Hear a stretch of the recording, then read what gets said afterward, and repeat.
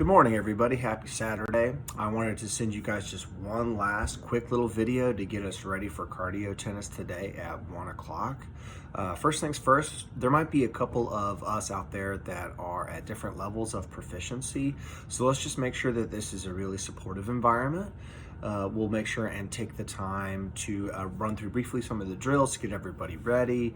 If anybody needs to take breaks during the drills, that's okay. We'll work on some control and avoid just blasting anybody off the court. So we'll try to make it so everybody gets a chance to participate in a lot of the drills, okay?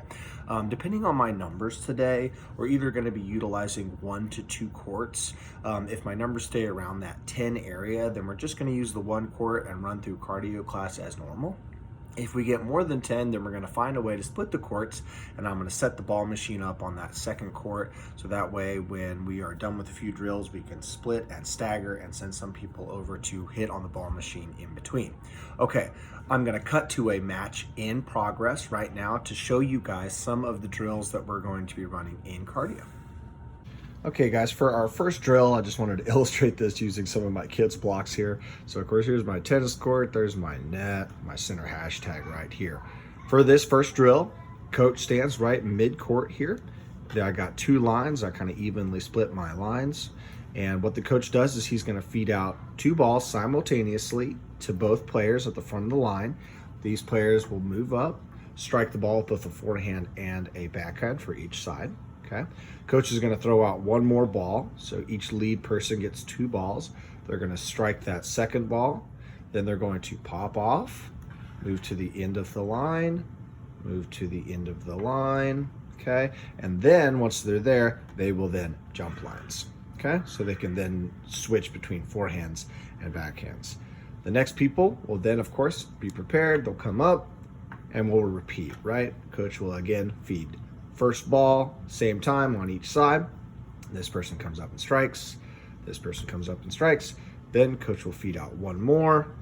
They strike, move a little bit further onto the court, and then again, repeat. They pop off, and then of course, they switch lines so they can practice both strokes. That's the first one. All right, this next one is a 2-ball sequence.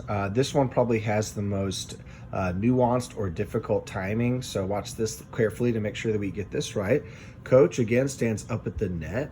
The coach is going to feed balls into the players that are in a single file line, okay? The coach will feed the first ball to this player who strikes, okay? He sends the ball over the net. This player then begins to shift immediately right after that first hit across the court, okay? The coach will then feed a 2nd ball that goes to this player, okay? This player will repeat this action. They will hit it and begin moving. By this time, the coach will have fed a 2nd ball to this player who strikes and then moves off the court back to the end of the line, okay? Again, this player will be moving over. This player will get his ball. And by this time, the coach will once again feed out this ball to this player who will hit it and then rotate to the end. So every player in line will get 2 balls. It's important to remember that after that first initial strike of this player right here, they immediately begin the shifting process, because that 2nd ball that the coach feeds will not go to this player, it'll go to this player, and then the 3rd ball goes here, okay? This one looks a little bit tricky, but I think in practice we'll see it and it'll seem a little bit better. Key thing being that once you hit this first ball, it's important not to stand right here, to continue to shift. All right, guys, this next drill is called slide on doubles. This one right here, coach right here, again, set of players right here, set of players right here. Okay, to begin this drill, what the coach does is he has the players line up and split evenly on this side of the court where he does not feed the ball in. These guys are already lined up, ready to play some doubles. These guys, they're all prepped and ready. This person is going to receive the first feed. So it's called slide on doubles because the coach feeds the ball cross court. This lead line player will shift over, strike the ball to begin the point, okay? Once the point has started and the player has struck the ball, this person will then shift on, and a doubles match, or a doubles point, I should say, will commence, okay? After the end of that point, win or lose, this lead player will then jog to this side and get to the end of this line, while this lead player will then jog and come to the end of this line. Okay. We will then repeat the sequence. So coach will feed the ball across court. This player will shift over, strike the ball. These players will move on.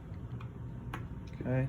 This player slides on. That's why it's called slide on doubles.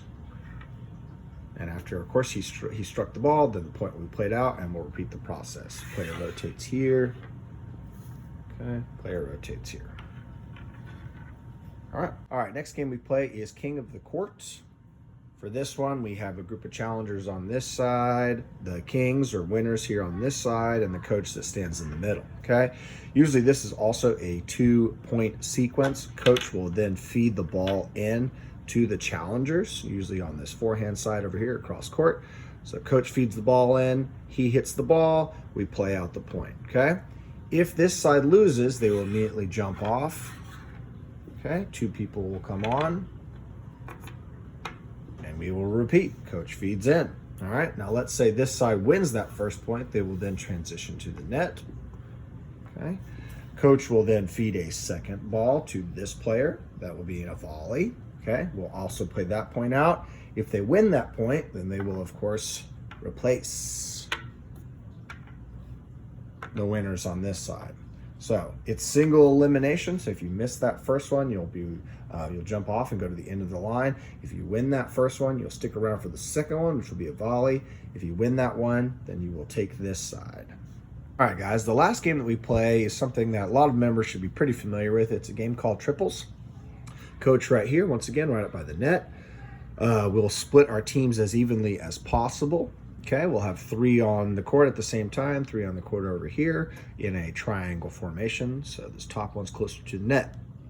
Coach will feed a ball into this player right here to start the point, and then we will play out the point.